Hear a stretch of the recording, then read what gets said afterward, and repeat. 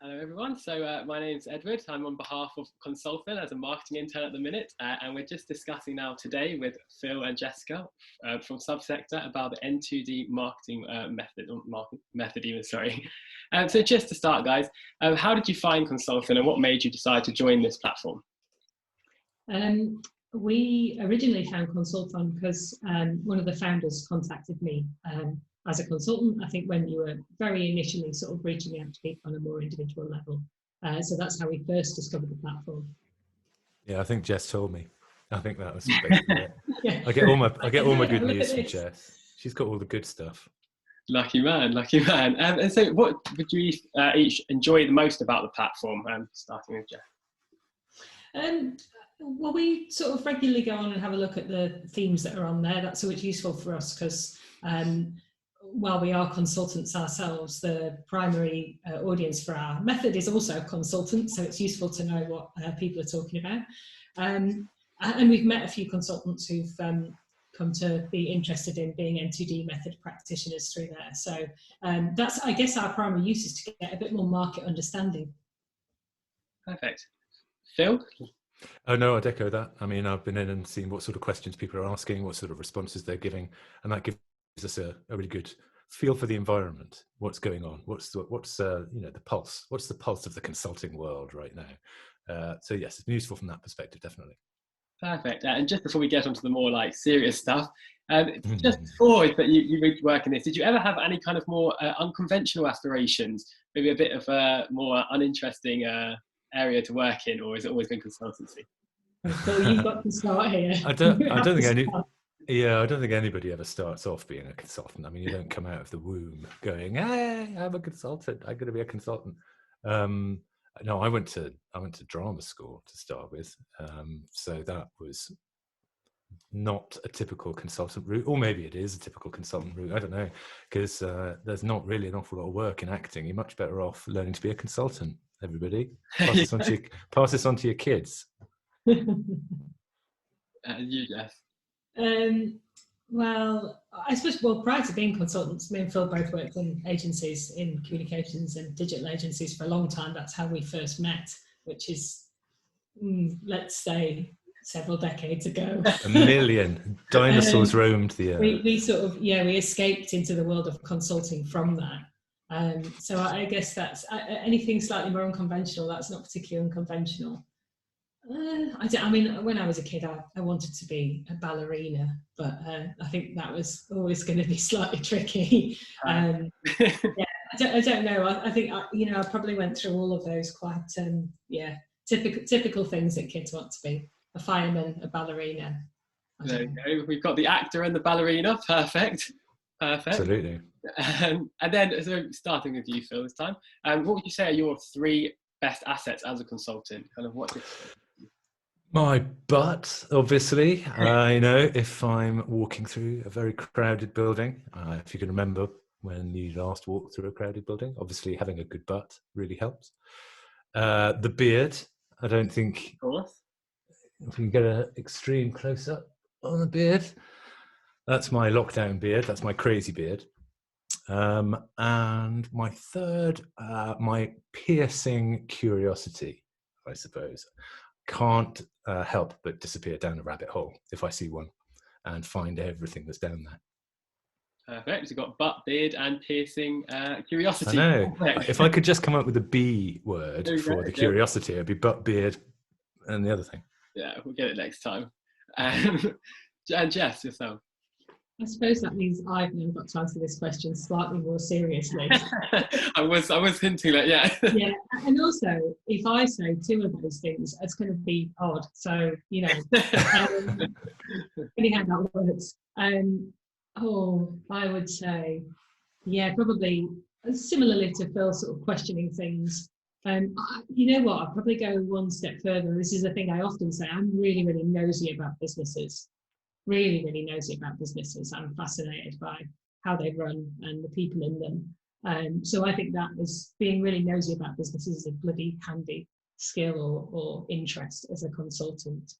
And I think kind of, I guess, reading between the lines, not understanding the information you're being given, but also I think just kind of reading between the lines of what's going on with the people and what they really mean and the stuff behind the stuff. And then the third one, oh, crikey. I suppose the third one is probably actually just having worked with lots of different sectors, and just having quite a broad, and actually working in quite a few different disciplines as well. So just having quite a kind of broad understanding of different parts of business and then the different ways that different types of business operate. Perfect. Thank you. A bit more of a serious answer there. For parallel. And then, so what sort of problems can the N2D method help consultants or business owners to solve? You're going to fight. I was going to give the high level answer, which is, in its simplest terms, it helps an organization or helps a group of people decide what to do next. So any kind of business problem that will fit under that kind of umbrella, the method is pretty good at doing it. That's the very high level answer. Do you want to have a go, Jess? Yeah, I think underneath that, I guess, is kind of, we could talk about the things it's most commonly used for is probably helpful.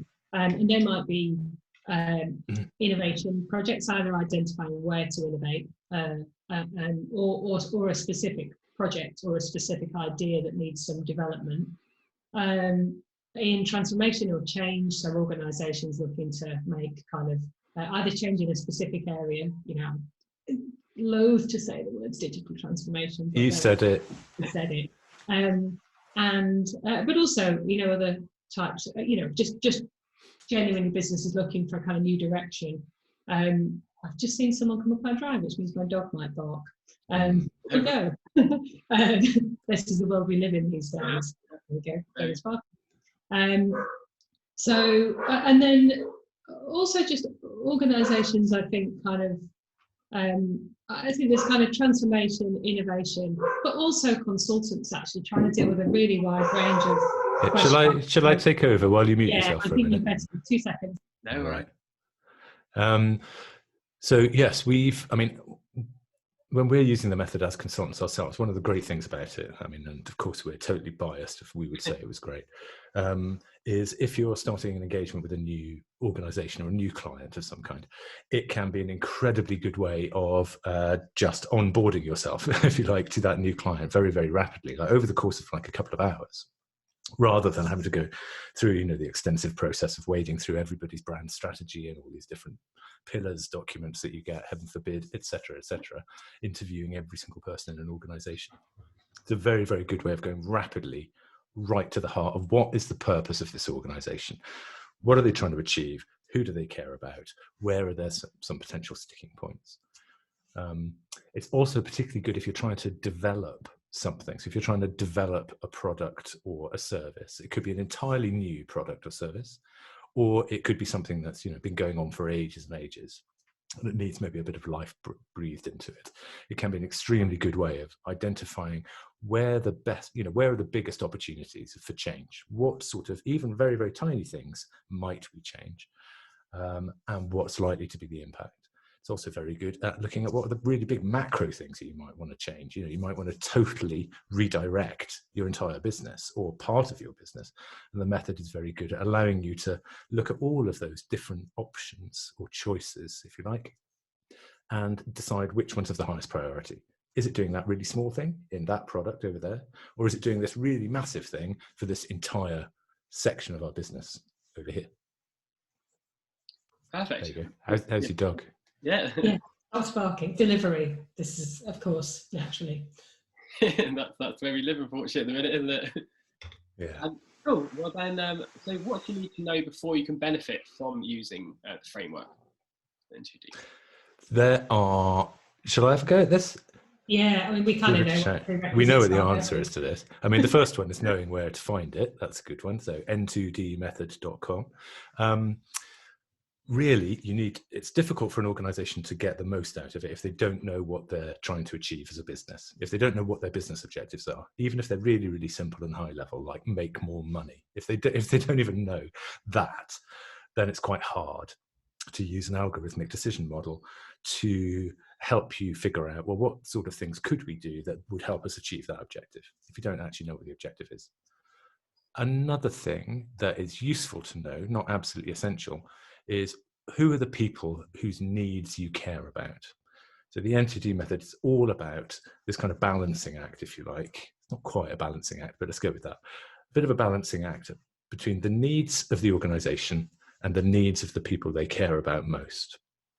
And the method, what the method does, it allows you to figure out, well, of these people who have these different needs, which of those are the most important ones in helping us achieve our objectives. You know, if we were to help these people achieve this need, that would directly help us achieve business objective A, business objective B, a little bit of C and a tiny bit of D, and it sort of lays it all out there for you. So you have to know what you're trying to achieve and ideally who you care about.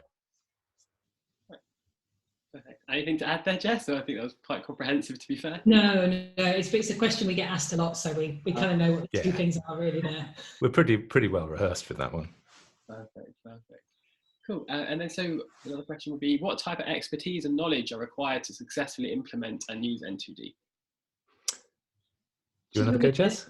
Yeah, I mean, one of the really nice things about the method is it's designed to step you through a process and sort of guide you through the inputs you need in order to get to a kind of decision or some stimulus that will help you make a decision. So I don't think you necessarily need expertise. You know, it's designed to be able to sort of help you with some of that. Actually, it's useful if you want to use it in a workshop setting, if you are, you know, have some experience in facilitating groups, especially if you're dealing with senior people in a business. But I think anyone watching this from a consulting perspective will be already well versed at that. It's useful to understand what jobs to be done are, but again, we have some really simple. So the jobs to be done is the framework we use for thinking about customer needs. We provide some very sort of simple resources to help people get their heads around jobs to be done within the method and our knowledge base. So you don't have to be an expert, but just starting to get an understanding of that way of thinking about customer needs is super useful. But we have plenty of practitioners who come to it who it's the first time they've ever heard of jobs to be done when they start working with the method. So it's certainly not a barrier. And I think just, you know, part of the benefit of the method is to help an organisation look at their decisions through a variety of different lenses and to be able to scenario plan.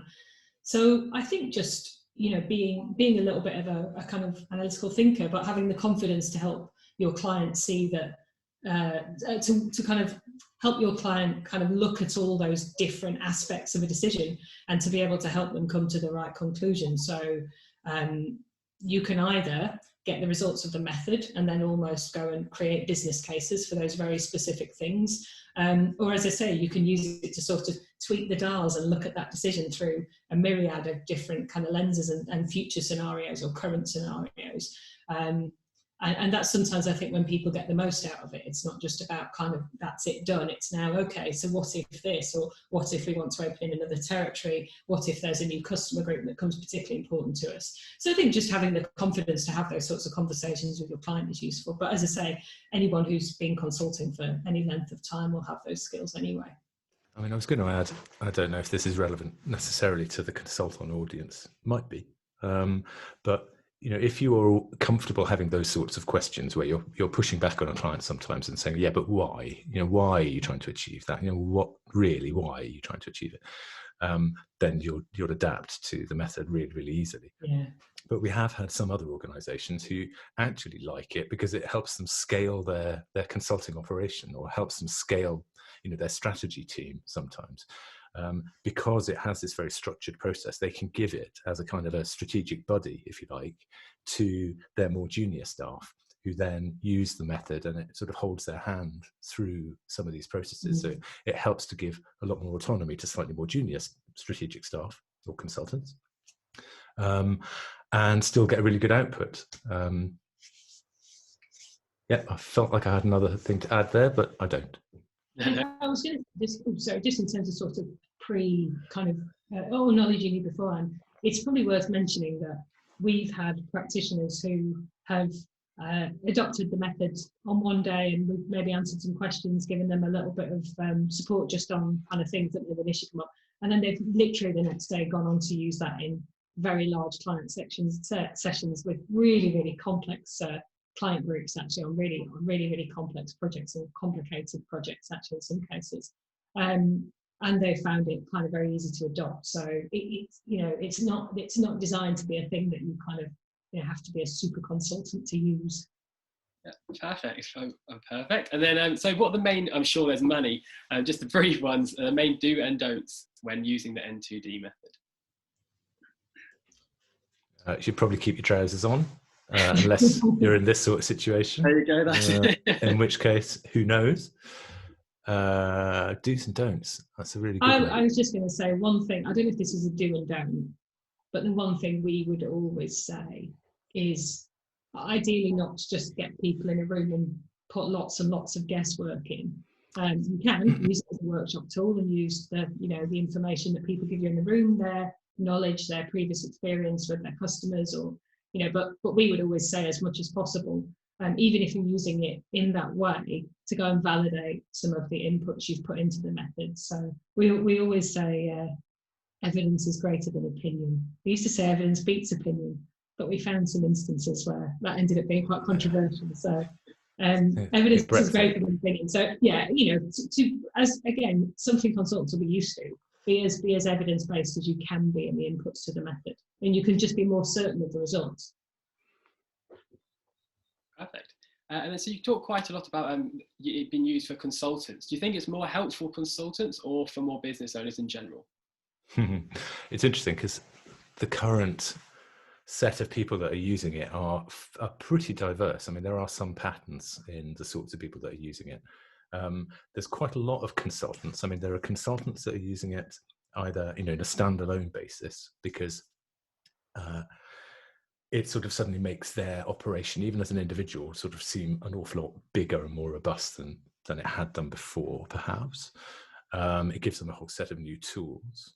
So we have got some really small individual consultancies using it, 2 or 3 people. You've got some agencies using it as well, and these can be pretty diverse, the agencies that are using it. So you've got like digital agencies. You've got digital agencies who are focused more on production side of things, so making and fixing. And you've got digital agencies more on the strategic side. How should we be employing a suite of digital tools as part of an overall transformation of the business, that kind of thing. But there are all sorts of other people using it. So we've got like some executive coaches are using it in order to help their clients figure out, well, what are the highest priority things that you as an individual could be focusing on right now in order to achieve your personal or career objectives. So it's pretty broad. Am I missing anyone out, Jess?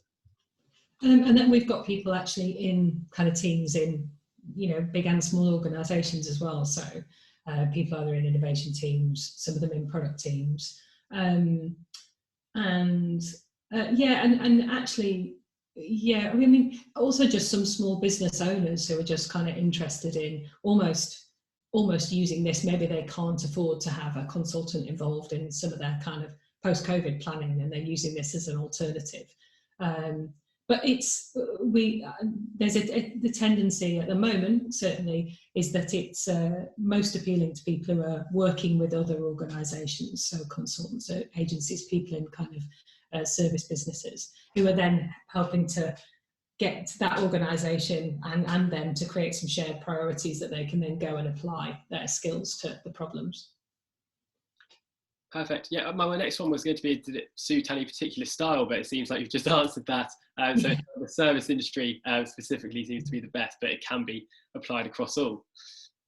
So another one would be, what is the situation when every manager, director, general manager, CEO actually has that aha moment and knows that this is when I need this N2D method and it can actually help? One thing I was going to say, Phil, I'm interested in there's something we often talk about, which it is very good at helping to, it's something that it's good to help people kind of overcome. So I don't know if this is the word for an aha moment, but it's often when there's some inertia and projects might either be stalling because they're not getting off the blocks at the start, or maybe there's inertia because things aren't kind of moving and it's halfway through. Sometimes actually it's towards the end and somebody wants to just check something or maybe validate before they go and make a major investment, and they're kind of, just in their strategic phase. I don't know what you were going to say, Phil, but I feel like when you kind of can't work out exactly kind of where to go next, that's the time, I guess, that we're most often asked to deploy it. I was going to mention, I mean, we talk quite a lot about the light bulb moment, but I think if you're in the business of trying to explain anything complicated to somebody else, that's really what you're aiming for, is for people to get their own little personal aha light bulb moment. And that there's a specific moment when you're using the tools in the N2D method. In fact, when you get to the end of the very first tool, there's this thing called the needs matrix, which is a little data visualization. It's quite simple, the output, but the inputs are fairly, what can be complex. But this little visualization just shows you on a scatter graph, plots the needs of all the different people that you care about in a kind of aggregated format, and shows you which ones are most important in helping the organization achieve its objectives. And whenever anybody sees that for the first time, they press the button to generate it, and they always go, right, okay, so that one, why is that one up there? And then it just sort of kicks off this sort of series of questions, and it's great to see. Actually, it's great to see. You can see practitioners still getting excited. The closer they're getting to, they know they're going to hit the button to produce this needs matrix. It's like, I want to get there so I can see what are the most important things that we should be focusing on right now. So I think that is one of the big aha moments when you're actually using the approach. Perfect. Well, it seems pretty foolproof. However, could you tell us about a time potentially where you found implementing it a bit more problematic, and how you kind of overcame this hurdle? Yeah, if the internet connection goes out, that's been a bit of a problem in the past, because it is software as a service that exists on the internet. We do have things like offline mode in our roadmap, our product roadmap, but that doesn't exist today. So yeah, that would be a real problem if it happens. The one thing this is related to a point we made earlier. I think we have had some instances where we've said to people, actually, we as consultants, rather than just as product owners, people have come to us thinking they're ready to use the N2D method, and we've sort of said, actually, we think there's another stage you need to go through, and it relates to that point about kind of what do you need to know. So it's specifically been times when an organisation maybe doesn't really know at all. They've got a kind of idea for a particular innovation. I'm just thinking the last one was a bit of technology, but kind of been born out of something else, and really they were looking for a new need for it. It hadn't really worked for the market they originally intended, and they're looking for a new need. And without understanding who the customers might be, it becomes a little bit more challenging to use a method. You can kind of scenario plan, but it really is useful to have a good sense of that. And in that instance, we actually suggested a tool. We've actually sort of recently become, I guess, professional friends with one of the people who originated that tool, but because we've been using it before the N2D method. So there's a book called Where to Play, and they have some tools that form the Market Opportunity Navigator, which is a brilliant way of sort of starting. If somebody really doesn't know who their customers are, and perhaps aren't quite sure what their objectives are, if you use those tools first, you can then take the results of that work and put them straight in the method. So yeah, I think that's the only times it's been challenging. And as I say, there's often complementary tools that can help you get to the point where the method can really then do the grunt work for you. Do you agree with that, Phil? I do. Perfect. Well, that's all from me. I think that's a good way to end it. Thank you so much for your time. Very welcome. It's been very interesting, to be fair, even just from me personally. So I'm sure the other people will actually find quite a lot of information out of that. Excellent. Yeah. You should sign up. It's a 30-day free trial. There you go. I might do. Hey. Had to get it in there. Well done. That's good, but there is a 30-day free trial in it, and it's enough time to noodle around and kind of get used to it, definitely. And what's the website link? Hey, it's funny you should ask that. It's N2D Method.com. N2D Method.com. Simple as that. Thank you. Okay, brilliant. Your evening, Dave. Yeah. Have a good day. Take it easy. Thanks, Ted. Take care. Bye.